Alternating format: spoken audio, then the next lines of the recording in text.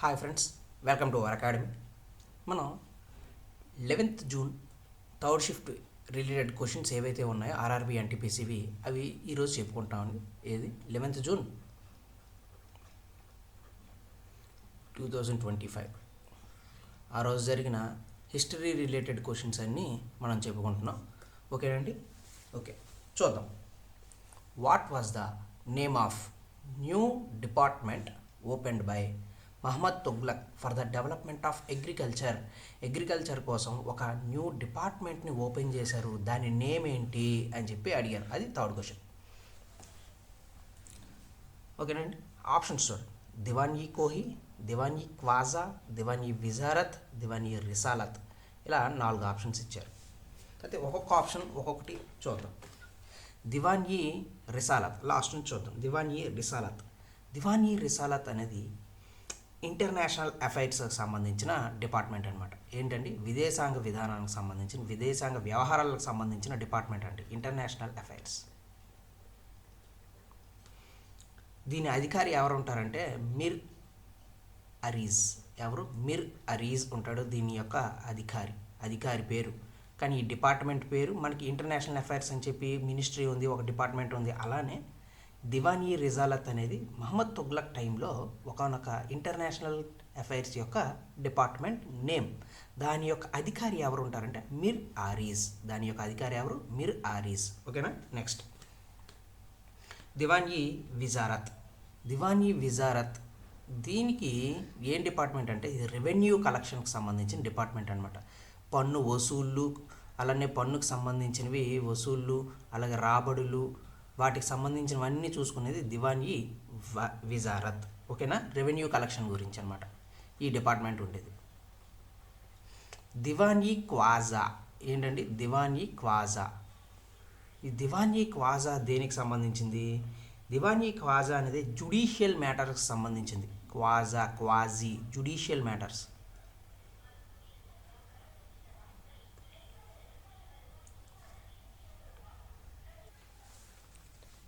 Judicial matters related Diwan-i Khwaja.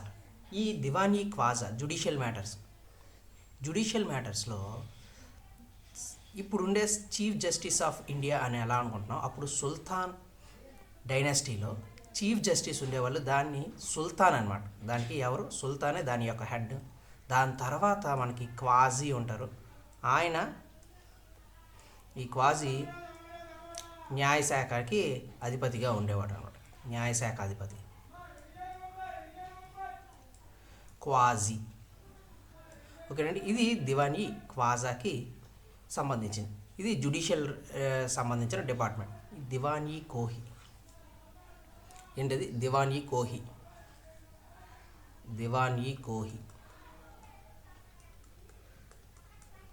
ఇది agriculture related department అనమాట. దీని ద్వారా రుణాలు ఇవ్వడం,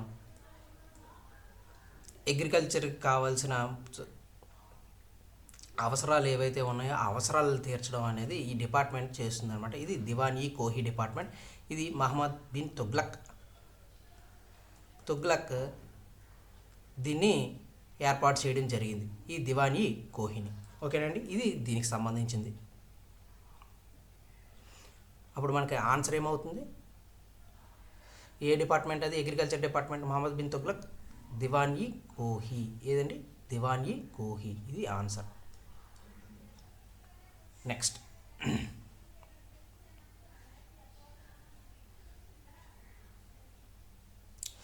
who among the following appointed a superintendent for the effective implementation of market reforms implementation కోసం ఒకరిని అపాయింట్మెంట్ చేశారు. ఆ సూపరింటెండెంట్ లేదా షహాన్-ఈ మండి అని అంటారు. ఆయన ఎవరిని అపాయింట్ చేశారు? ఆయన్ని ఎవరు అపాయింట్ చేశారు? ఈ షహాన్-ఈ మండిని అని చెప్పి ఇచ్చారు. ఇది క్వశ్చన్. ఆప్షన్స్ ఏమి ఇచ్చారు? రజియా సుల్తానా, మహమ్మద్ ఘోరీ, అలావుద్దీన్ ఖిల్జీ, ఉలుగ్ ఖాన్. ఇలా 4 ఆప్షన్స్ ఇచ్చారు. మనకి రజియా సుల్తానా, షహాన్-ఈ మండి ఇవన్నీ కూడా మనకి market reforms related. Market reforms అన్నీ కూడా ఖిల్జీ లేదా ఖల్జీ ఆ డైనాసిటీలో ఎక్కువగా మనకి మార్కెట్ రిఫార్మ్స్ అనేవి కనిపిస్తాయి స్లేవ్ డైనాసిటీలో కన్నా. ఓకేనండి. అయితే ఖల్జీ డైనాసిటీలో ఎవరు చేస్తారు అని అంటే అల్లావుద్దీన్ ఖల్జీ. ఎవరు? అల్లావుద్దీన్ ఖల్జీ ఈ మార్కెట్ రిఫార్మ్స్ని ఎక్కువగా ఇంప్లిమెంట్ చేస్తారు. మార్కెట్ రిఫార్మ్స్ని తీసుకొచ్చింది కూడా అల్లావుద్దీన్ ఖల్జీ. అల్లావుద్దీన్ ఖల్జీ ఈ క్వశ్చన్కి ఆన్సర్. ఓకేనా. అయితే వీళ్ళు ఎవరెవరు ఎందుకు కాదో ఒకసారి చూద్దాం. ఈ రజియా సుల్తానా ఉన్నారు. రజియా సుల్తానా ఎవరు? ఇల్టుట్మిష్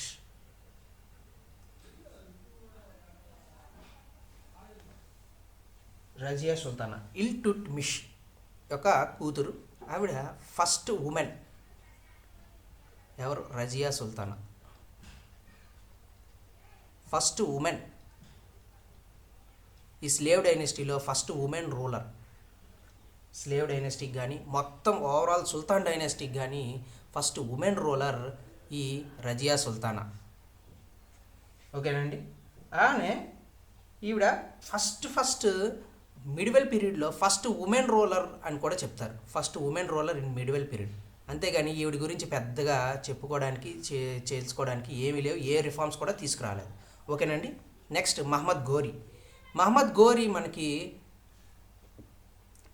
పృథ్వీరాజ్ ముస్లిం రాజ్యాన్ని ఏర్పాటు చేయడంలోని ఎస్టాబ్లిష్ చేయడంలోని మహమ్మద్ ఘోరీ కీలకమైన పాత్ర నిర్వహిస్తాడనమాట. ఈయన కీలకమైన పాత్ర ఉంటుంది. ఈయన తెరైన్ యుద్ధాలు అని చెప్పి 2 చేస్తాడండి. Tarain, battle of Tarain, battle of Tarain Prithviraj చౌహాన్తో చేస్తాడనమాట. పృథ్వీరాజ్ చౌహాన్కి ఈయనకి తెరైన్ అనే ఏరియాలో జరుగుతుంది. తెరైన్ అనే ప్రాంతంలో జరుగుతుంది. ఆ జరిగిన యుద్ధాన్నే బ్యాటిల్ ఆఫ్ తెరైన్ అంటాం. ఇవి 2 యుద్ధాలు జరిగాయి. Battle of Tarain 1 and battle of Tarain 2. First యుద్ధంలో మహమ్మద్ ఘోరీ ఓడిపోతాడు. మహమ్మద్ ఘోరీ ఓడిపోతాడు పృథ్వీరాజ్ చౌహాన్తో. సెకండ్ యుద్ధం బ్యాటిల్ ఆఫ్ తెరైన్ 2లో మహమ్మద్ ఘోరీ గెలుస్తాడనమాట. ఆ టైంలోనే Qutbuddin Aibak, slave dynasty founder అయిన కుతుబుద్దీన్ ఐబక్ మనకి ఇక్కడ విజయంలో, ఈ తెరైన్ 2లో విజయంలో కీలక పాత్ర వహిస్తాడనమాట. అందుకు గాను ఈ ఐబక్ని ఎక్కడ వేయిస్తారు? ఢిల్లీకి అధిపతిగా ఏర్పాటు చేయడం జరుగుతుంది ఈ ఐబక్ని. ఎవరిని? కుతుబుద్దీన్ ఐబక్ని. తర్వాత ఘోరీ మరణించాక కుతుబుద్దీన్ ఐబక్ ఇండిపెండెంట్ అయ్యి ఢిల్లీని ఇండిపెండెంట్ రూలర్గా స్లేవ్ డైనాసిటీని స్థాపిస్తాడు కుతుబుద్దీన్ ఐబక్. ఈ కుతుబుద్దీన్ ఐబక్. ఇది మహమ్మద్ ఘోరీ గురించి. ఈయన ఏమైనా రిఫార్మ్స్ తీసుకొచ్చాడా? ఈయన తీసుకురాలేదు. ఉలుగ్ ఖాన్ అనేది మనకి అల్లావుద్దీన్ ఖిల్జీ యొక్క బ్రదర్ ఉంటాడు. ఆయన ఉలుగ్ ఖాన్. ఓకేనా. ఈయన పెద్ద రిఫార్మ్స్ లేదు. ఈయన కింగ్గా కూడా ఎక్కడా చేయలేదు. ఓకేనా. అంటే ఈయన కూడా ఆప్షన్స్ కాదు. ఎవరండి? షాహీన్ హీ మండి అనేది రిఫార్మ్స్ ఎవరు తీసుకొచ్చారు? అల్లావుద్దీన్ ఖిల్జీ. షాహీన్ హీ మండి అనేది మార్కెట్ రిఫార్మ్స్ ఏవైతే ఉన్నాయో వాటిని పర్ఫెక్ట్గా ఇంప్లిమెంటేషన్ చేయడం కోసం అపాయింట్ చేసిన ఒక సూపరింటెండెంట్ షాహీన్ హీ మండి. ఓకేనండి. ఇది దానికి సంబంధించింది. అలానే అల్లావుద్దీన్ ఖిల్జీ కొన్ని రిఫార్మ్స్ తీసుకొని వచ్చాడండి. ధాగ్ అని చెప్పి. ధాగ్ అంటే గుర్రాల పైన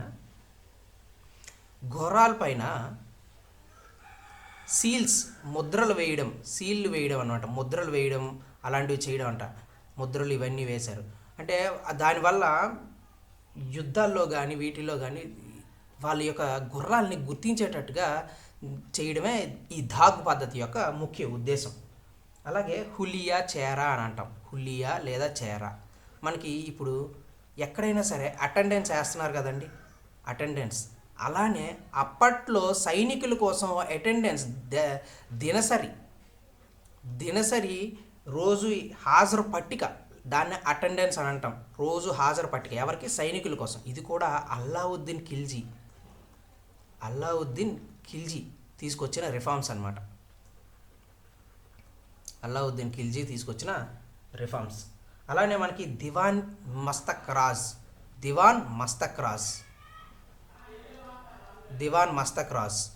ఈ దివాన్ మస్తక్ రాజ్ మనకి రెవెన్యూ అధికారి అనమాట. ఈ రెవెన్యూ అధికారిని కూడా ఏర్పాటు చేసింది ఎవరు అని అంటే అల్లావుద్దీన్ ఖిల్జీనే ఏర్పాటు చేశాడు, దివాన్ ఈ మస్తక్ రాజ్.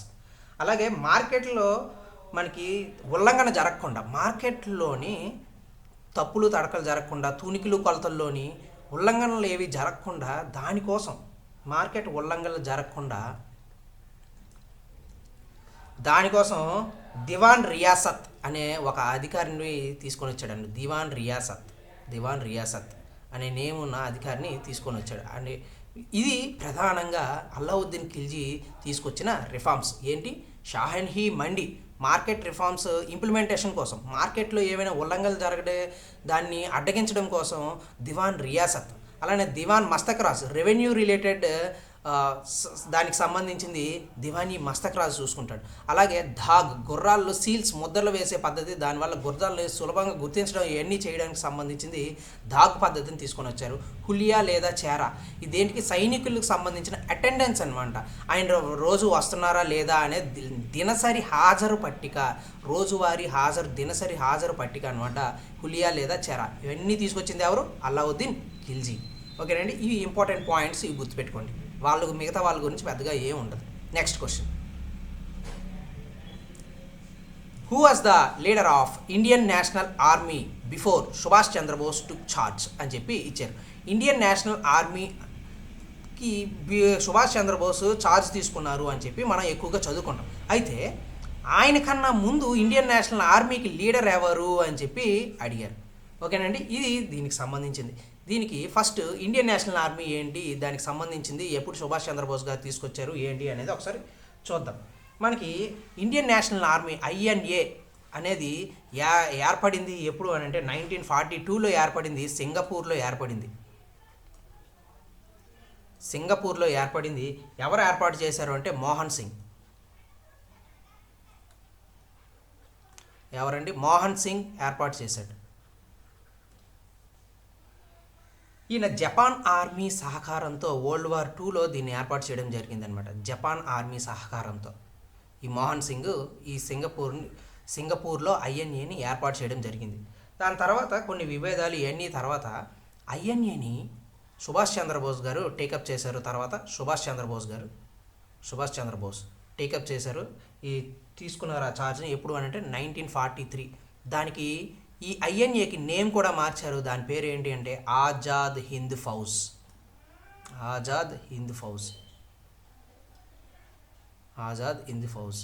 ఎందుకు ఈ ఇండియన్ నేషనల్ ఆర్మీని తీసుకొని వచ్చారు అని అంటే ప్రధాన ఉద్దేశం ఇండియాకి బ్రిటిష్ రూల్ని పారద్రోలి ఇండియన్స్ ఇండిపెండెన్స్ తీసుకురావడమే దీని యొక్క ఉద్దేశం అన్నమాట. ఈ INAది, ఈ ఇండియన్ నేషనల్ ఆర్మీ దీన్ని రెబెలియన్ ద్వారా లేకపోతే వాళ్ళ యుద్ధం ద్వారా నెరవేర్చుకోవాలి అనేదే ఈ INA యొక్క ఉద్దేశం. అలానే INA 1942 సింగపూర్లో మోహన్ సింగ్ గారి లీడర్షిప్లో ఇది ఏర్పడింది జపాన్ ఆర్మీ సహకారంతో. ఏ టైంలో అంటే World War II టైంలో ఇది ఏర్పడింది. తర్వాత 1943లో సుభాష్ చంద్రబోస్ గారు దీనికి టేకప్ చేశారు ఈ INAని. ఆజాద్ హింద్ ఫౌజ్ అనే పేరు పెట్టారనమాట దానికి. అలానే ఒక నినాదాన్ని కూడా తీసుకొని వచ్చారు, జై హింద్ అనే నినాదాన్ని కూడా తీసుకొని వచ్చారు. ఓకేనా, ఇది INA గురించి. ఇప్పుడు INA గురించి మనకు కొంత తెలిసింది కాబట్టి ఈ క్వశ్చన్కి ఆన్సర్ ఈజీగా చేయొచ్చు. ఇక్కడ INAకి ముందు ఎవరు చేశారు? మోహన్ సింగ్. ఇక్కడ ఎవరున్నారు? GR రెహమాన్. ఈయన కాదు, మోహన్ సింగ్. ఎస్, ఇది కరెక్ట్. ఈయన నవాజ్ ఖాన్. ఈయన కాదు. ప్రతాప్నాథ్ థాపర్. ఈయన కాదు. ఎవరండి? మోహన్ సింగ్. ఓకేనా, ఇది దానికి సంబంధించింది. Next question. Okay, The Dutch East India Company's trade on the Coromandel coast registered a significant increase over the 17th century due to అని చెప్పి ఇచ్చారు. ఎవరండి?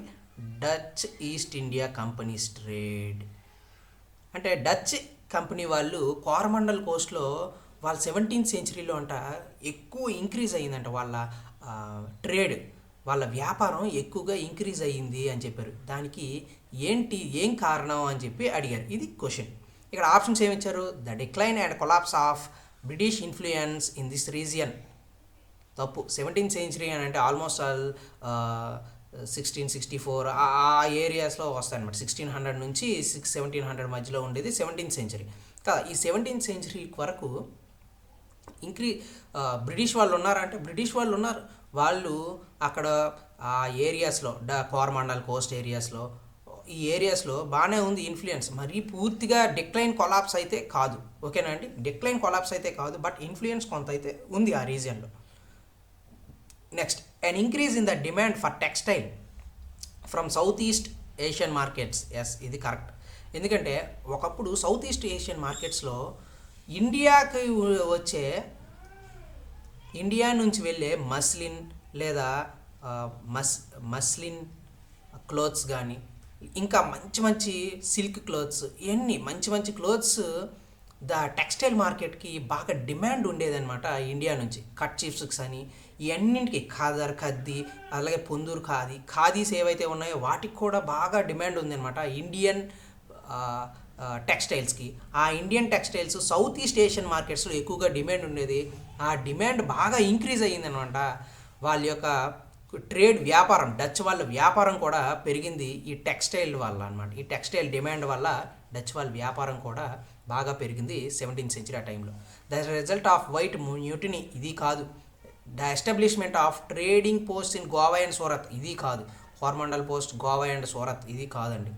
కోరమండల్ పోస్ట్ మనకి అక్కడ ఉండదు, సూరత్ దగ్గర ఉండదు అనమాట. ఈ గోవా ఈ ఏరియాస్లో మనకు కొంత కనిపిస్తుంది, బట్ తమిళనాడు ఆ ఏరియాస్లో కనిపిస్తుంది, ఈ ఏరియాస్లో కనిపిస్తుంది అనమాట కోరమండల్ పోస్ట్, ఓకేనా అండి. ఇది దీనికి సంబంధించింది. ఏవి కాదు, ఏది second option is the right option. Next,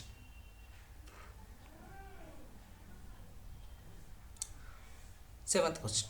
Who among the following spearheaded an active non-cooperation movement famously known as Barasat rebellion against British IndiGo planters అని చెప్పి ఇచ్చారు, ఓకేనా. ఆప్షన్స్ ఏంటి?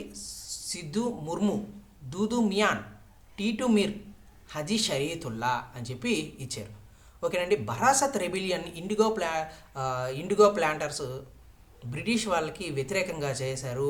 బరాస్ రెబిలియన్లో ఇండిగో ప్లాంటర్స్ ఉంటారు, వాళ్ళు బ్రిటిష్ వాళ్ళకి అగనెస్ట్గా మూమెంట్ చేశారు, నాన్ కోఆపరేషన్ మూమెంట్ చేశారు. దానికి ఎవరు లీడర్గా ఉన్నారు, హెడ్గా ఉన్నారు అని చెప్పి అడిగారు. అది దానికి సంబంధించిన క్వశ్చన్. ఆప్షన్స్ ఏంటి? సిద్ధు ముర్ము, దూదు మియాన్, టూటు మీర్, Haji షరీతుల్లా.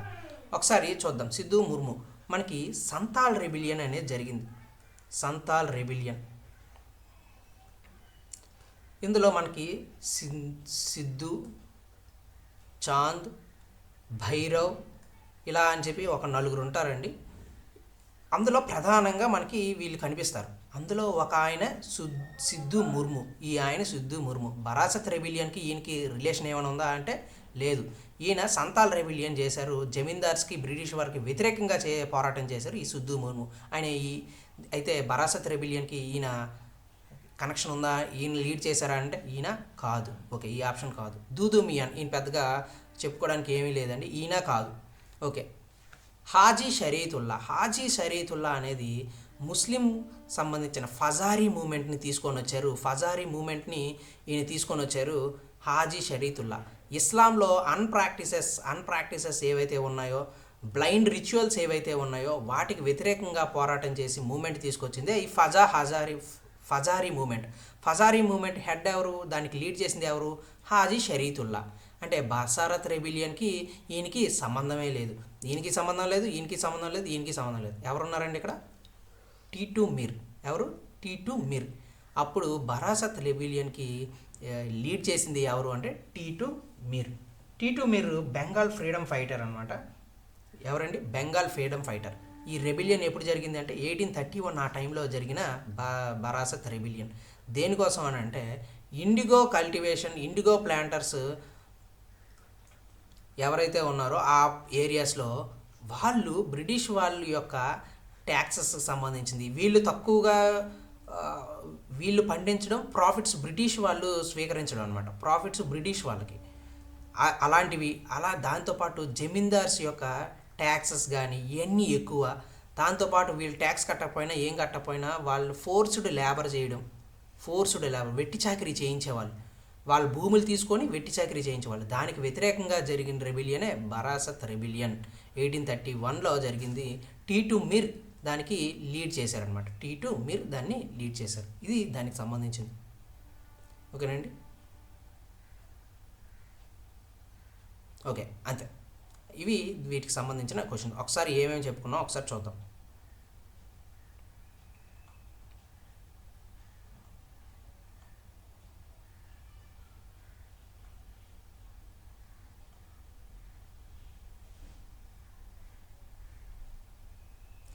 What was the new department for Muhammad bin Tughlaq open by Muhammad bin Tughlaq? ఏదండి? దివాన్-ఈ కోహి. ఓకేనా. క్వాజా అంటే జ్యుడిషియల్ మ్యాటర్స్, విజారత్ అంటే రెవెన్యూ కలెక్షన్, దివాన్-ఈ రిసాలత్ అంటే ఇంటర్నేషనల్ అఫైర్స్. దాని యొక్క అధికారి ఏంటి అంటే మీర్ ఆరీజ్. ఓకేనా అండి. నెక్స్ట్ షాహీన్-ఈ మండి ఎవరు అపాయింట్ చేశారంటే అలావుద్దీన్ ఖిల్జీ. మార్కెట్ రిఫార్మ్స్ తీసుకొచ్చింది స్లేవ్ మొత్తం డైనస్టీస్లో, స్లేవ్ డైనస్టీ, ఈ ఖిల్జీ డైనస్టీ, సయ్యద్ డైనస్టీ, ఈ డైనస్టీస్లో తీసుకొచ్చింది ఎవరు అంటే అలావుద్దీన్ ఖిల్జీనే మంచి రిఫార్మ్స్ తీసుకొని వచ్చారు. ఓకేనండి. నెక్స్ట్ ఈయన దాగ్ పద్ధతిని తీసుకొని వచ్చారు. హులియా చెరా అనే దీన్ని తీసుకొని వచ్చారు. దివాన్ మస్తకరాజ్ రెవెన్యూకి సంబంధించిన అధికారి. మార్కెట్ ఉల్లంఘనల కోసం దివాన్-ఈ రియాసత్ అనే అధికారిని కూడా ఏర్పాటు చేయడం జరిగింది Alauddin Khilji. Next Indian National Army Subhash Chandra Bose కన్నా ముందు ఒక ఆయన చార్జ్ చేశారు. ఎవరో ఆయన అని అడిగారు. ఎవరు అంటే మోహన్ సింగ్. 1942 సింగపూర్లో జపాన్ ఆర్మీ సహకారంతో World War II సమయంలోనే తీసుకొచ్చిన మోహన్ సింగ్ గారు దాన్ని ఏర్పాటు చేయడం జరిగింది ఐఎన్ఏని. ఐఎన్ఏకి ఇంకో పేరు ఏంటండి? Azad Hind Fauj. Dutch east India companies trade బాగా పెరిగింది అని చెప్పి అడిగారు. దేనివల్ల అని అంటే టెక్స్టైల్ డిమాండ్ ఎక్కువగా సౌత్ ఈస్ట్ ఏషియాస్ నుంచి పెరిగింది. ఇండియన్ యొక్క మస్లిన్ క్లాత్స్, సిల్క్ క్లాత్స్ బాగా డిమాండ్ ఎక్కువగా ఉందన్నమాట. ఇంకా చాలా ఉంటాయి, ప్రధానంగా మనం చెప్పుకోవాల్సినవి. వాటి డిమాండ్ ఎక్కువగా పెరిగింది. దానివలన డచ్ వాళ్ళ యొక్క ట్రేడ్ వ్యాపారం కూడా పెరిగింది అనమాట. ఓకేనండి. నెక్స్ట్